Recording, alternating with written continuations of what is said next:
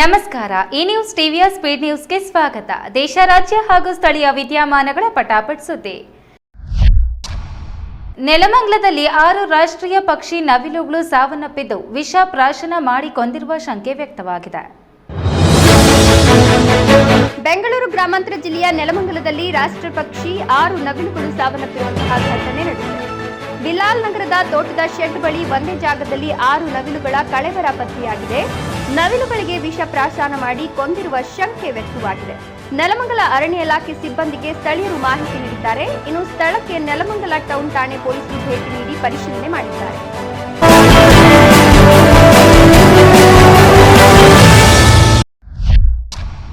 HN valley ನೀರಿನ 3ನೇ ಹಂತದ ಶುದ್ಧೀಕರಣ ಮಾಡಲೇಬೇಕೆಂದು ಒತ್ತಾಯಿಸಿ ಭಗತ್ ಸಿಂಗ್ ಚಾರಿಟಬಲ್ ಟ್ರಸ್ಟ್ ಮತ್ತು ಕೆಲವು ಸಂಘಟನೆಗಳು ಇಂದು ಚಿಕ್ಕಬಳ್ಳಾಪುರ ಬಂದ್ಗೆ ಕರೆ ನೀಡಿದ್ದವು. ಚಿಕ್ಕಬಳ್ಳಾಪುರ ಜಿಲ್ಲೆಗೆ ಹರಿಸುತ್ತಿರುವ ಹೆಚ್ಎನ್ ವ್ಯಾಲಿ ನೀರಿನ 3ನೇ ಹಂತದ ಶುದ್ಧೀಕರಣ ಮಾಡಲೇಬೇಕು ಅಂತ ಒತ್ತಾಯಿಸಿ ಚಿಕ್ಕಬಳ್ಳಾಪುರ ನಗರ ಬಂದ್ಗೆ ಕರೆ ನೀಡಿರುವ ಭಗತ್ ಸಿಂಗ್ ಚಾರಿಟಬಲ್ ಟ್ರಸ್ಟ್ ಮತ್ತು ಕೆಲವು ಸಂಘಟನೆಗಳು ಇಂದು ಬೆಳ್ಳಂಬೆಳಗ್ಗೆ ರಸ್ತೆಗಿಳಿದು ಓಪನ್ ಮಾಡಿದ ಅಂಗಡಿ ಮಾಲೀಕರಿಗೆ ಕ್ಲೋಸ್ ಮಾಡುವಂತೆ ನಗರದ ಪ್ರಮುಖ ರಸ್ತೆಗಳಾದ ಬಿಬಿ ರಸ್ತೆ, Bazar road, MG road, Vapasandra ರಸ್ತೆ ರೌಂಡ್ ಹಾಕಿದ ಸಂದಿಗ್ಧತೆ ಮನವಿ ಮಾಡಿದರು. ಪ್ರತಿಭಟನಾಕಾರರನ್ನ ಹಿಂಬಾಲಿಸಿದ ಪೊಲೀಸರು ಬಲವಂತದಿಂದ ಕ್ಲೋಸ್ ಮಾಡದಂತೆ ಎಚ್ಚರಿಕೆ ನೀಡಿದರು.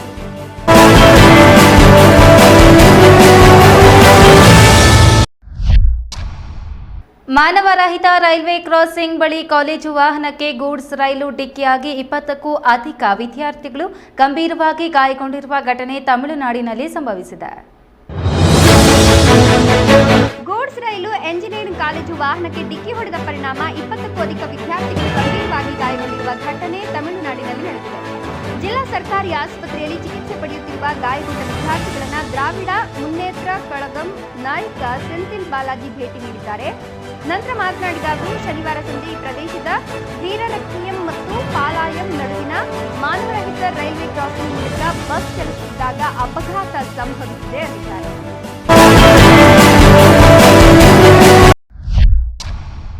ಫ್ಯಾನ್ಸಿ ಸ್ಟೋರ್ ಒಂದರಲ್ಲಿ ನಶೆ ನೀಡುವ ಮಾತ್ರೆಗಳನ್ನು ಅಕ್ರಮವಾಗಿ ಮಾರಾಟ ಮಾಡುತ್ತಿದ್ದ ಪ್ರಕರಣವನ್ನು ಪೊಲೀಸರು ಬಯಲಿಗೆಳೆದಿದ್ದಾರೆ. ಕೊಪ್ಪಳ ಜಿಲ್ಲೆಯ ಗಂಗಾವತಿ ನಗರದ ಫ್ಯಾನ್ಸಿ ಸ್ಟೋರ್ ಒಂದರಲ್ಲಿ ನಶೆ ನೀಡುವ ಮಾತ್ರೆಗಳನ್ನು ಅಕ್ರಮವಾಗಿ ಮಾರಾಟ ಮಾಡುತ್ತಿದ್ದ ಪ್ರಕರಣವನ್ನು ಪೊಲೀಸರು ಬಯಲಿಗೆಳೆದಿದ್ದಾರೆ. ಈ ಘಟನೆ ಜನತೆಯನ್ನ ಬೆಚ್ಚಿಸಿದೆ. ಗಂಗಾವತಿ ನಗರದ ದುರ್ಗಾದೇವಿ ಗುಡಿ ಸಮೀಪದಲ್ಲಿರುವ ಕೃಷ್ಣ ಫ್ಯಾನ್ಸಿ ಸ್ಟೋರ್ನಲ್ಲಿ ನೋವು ನಿವಾರಕ ಮಾತ್ರೆ ಅಂತ ಹೇಳಿ ನಶೆ ಮಾತ್ರೆಗಳನ್ನು ಮಾರಾಟ ಮಾಡಲಾಗುತ್ತಿದೆ ಎಂಬ ಆರೋಪ ಕೇಳಿಬಂದಿದೆ. ಈ ಅಂಗಡಿಯ ಮಾಲೀಕ ಕಿಶನ್ ಕುಮಾರ್ ಕೇವಲ 2 ಮಾತ್ರೆಗಳಿಗೆ ಸುಮಾರು 300 ರೂಪಾಯಿ ವಸೂಲಿ ಮಾಡಿದ್ದಾರೆ ಎಂಬ ಮಾಹಿತಿ ಬಂದಿದೆ.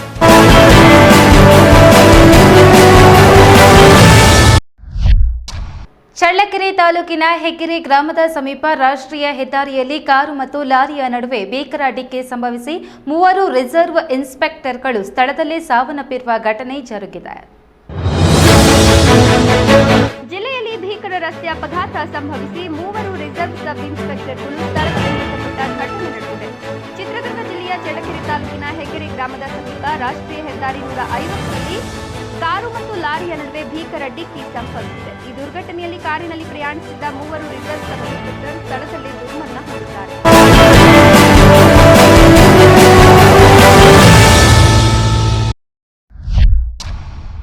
ಚಿಕ್ಕಬಳ್ಳಾಪುರ ಜಿಲ್ಲೆಯಲ್ಲಿ ನಡೆದ ರಾಷ್ಟ್ರೀಯ ಲೋಕ್ ಅದಾಲತ್ನಲ್ಲಿ 11,396 ಪ್ರಕರಣಗಳ ಪೈಕಿ 7,650 ಪ್ರಕರಣಗಳನ್ನು ರಾಜಿ ಸಂಧಾನದ ಮೂಲಕ ಇತ್ಯರ್ಥಪಡಿಸಲಾಯಿತು.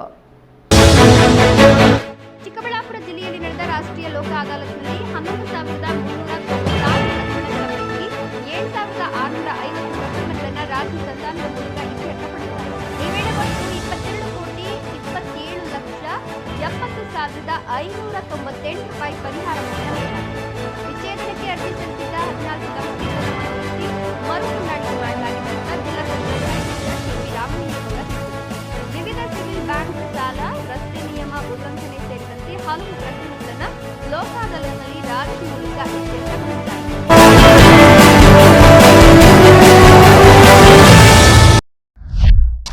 ಬಿಹಾರ ಸಿಎಂ ಭೇಟಿಗೆ ಸಿದ್ಧತೆ ನಡೆಸುತ್ತಿದ್ದ ವೇಳೆ ಹೆಲಿಪ್ಯಾಡ್ನೊಳಗೆ ನುಗ್ಗಿದ ಗೂಳಿಯಿಂದ ಕೆಲಕಾಲ ಆತಂಕ ಸೃಷ್ಟಿಯಾಗಿತ್ತು. ಮುಖ್ಯಮಂತ್ರಿ ನಿತೀಶ್ ಕುಮಾರ್ ಆಗಮನಕ್ಕೂ ಮೊದಲು ಬೇಗುಸರೈನಲ್ಲಿರುವ ಹೆಲಿಪ್ಯಾಡ್ನೊಳಗೆ ನುಗ್ಗಿದ್ದ ಗೂಳಿ ಕೆಲಕಾಲ ಆತಂಕ ಸೃಷ್ಟಿಸಿದೆ. ಸಮೃದ್ಧಿ ಯಾತ್ರೆಯ ಭಾಗವಾಗಿ ಸಿಎಂ ಭೇಟಿಗೆ ಸಿದ್ಧತೆ ನಡೆಸುತ್ತಿದ್ದಾಗ ನಡೆದ ಈ ಘಟನೆಯನ್ನ ಕ್ಯಾಮೆರಾದಲ್ಲಿ ಸೆರೆ ಹಿಡಿಯಲಾಗಿದೆ. ಹೆಲಿಪ್ಯಾಡ್ಗೆ ನುಗ್ಗಿದ ಗೂಳಿ ಪೊಲೀಸರನ್ನ ಅಟ್ಟಾಡಿಸಿಕೊಂಡು ಹೋಗಿದೆ. ಇದರಿಂದ ಹೆದರಿದ ಪೊಲೀಸರು ಜೀವ ಉಳಿಸಿಕೊಳ್ಳಲು ಮೈದಾನದ ಹೊರಗೆ ಓಡಿದ್ದಾರೆ. ಮುಖ್ಯಮಂತ್ರಿ ಆಗಮನಕ್ಕೂ ಮುನ್ನ ಸ್ಥಳವನ್ನ ಸುರಕ್ಷಿತಗೊಳಿಸಲಾಗಿದೆ.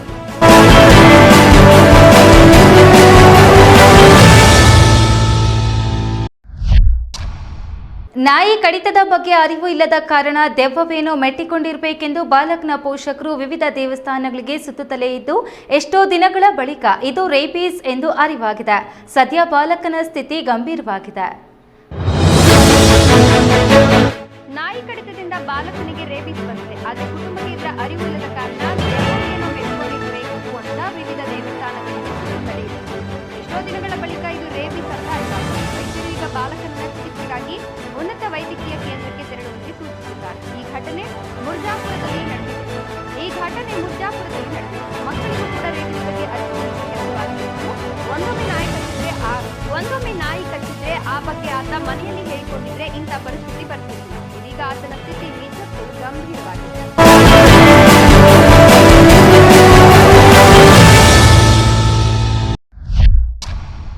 ಯುಕೆಜಿ ಮುಗಿಸಿದ ಮಕ್ಕಳಿಗಾಗಿ ಚಿಕ್ಕಬಳ್ಳಾಪುರದ ಪೂರ್ಣ ಪ್ರಜ್ಞಾ ಶಾಲೆಯಲ್ಲಿ ಗ್ರಾಜ್ಯುಯೇಷನ್ ಡೇ ಕಾರ್ಯಕ್ರಮ ಹಮ್ಮಿಕೊಳ್ಳಲಾಗಿತ್ತು. ಚಿಕ್ಕಬಳ್ಳಾಪುರ ನಗರದ ಪೂರ್ಣ ಪ್ರಜ್ಞಾ ಶಾಲೆಯಲ್ಲಿ ಪುಟಾಣಿ ಮಕ್ಕಳಿಗಾಗಿ ವಿಶೇಷವಾಗಿ ಗ್ರಾಜ್ಯುಯೇಷನ್ ಡೇ ಕಾರ್ಯಕ್ರಮವನ್ನು ಹಮ್ಮಿಕೊಳ್ಳಲಾಗಿತ್ತು. ಯುಕೆಜಿ ಮುಗಿಸಿದ ಮಕ್ಕಳಿಗಾಗಿ ಆಯೋಜಿಸಿದ್ದ ಈ ಕಾರ್ಯಕ್ರಮದಲ್ಲಿ ಆಟ ಪಾಠ ಹಾಗೂ ಆಕರ್ಷಕ ಸಂಗೀತದೊಂದಿಗೆ ವಿಭಿನ್ನ ಚಟುವಟಿಕೆಗಳನ್ನು ನಡೆಸಲಾಯಿತು.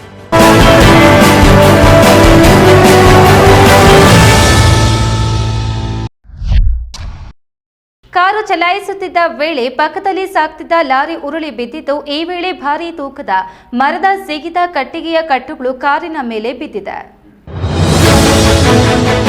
ಲಾರಿಯಲ್ಲಿದ್ದ ಭಾರೀ ತೂಕದ ಕಟ್ಟಿಗೆ ಲೋಡ್ ಕೆಳಗೆ ಸಿಕ್ಕರು ಕಾರಿನಲ್ಲಿದ್ದ ದಂಪತಿ ಮತ್ತು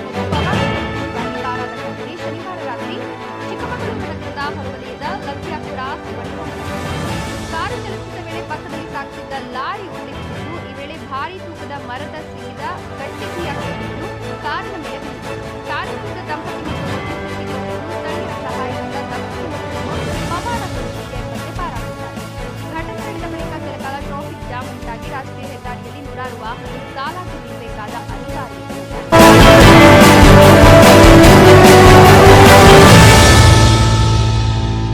ಈ ನ್ಯೂಸ್ ಟಿವಿಯ ಸ್ಪೀಡ್ ನ್ಯೂಸ್ ಜೊತೆಗೆ ತಪ್ಪದೆ ವೀಕ್ಷಿಸಿ. ಈ ನ್ಯೂಸ್ ಟಿವಿಯ ಮುಖ್ಯ ಸಂಚಿಕೆ ರಾತ್ರಿ 8:30ಕ್ಕೆ.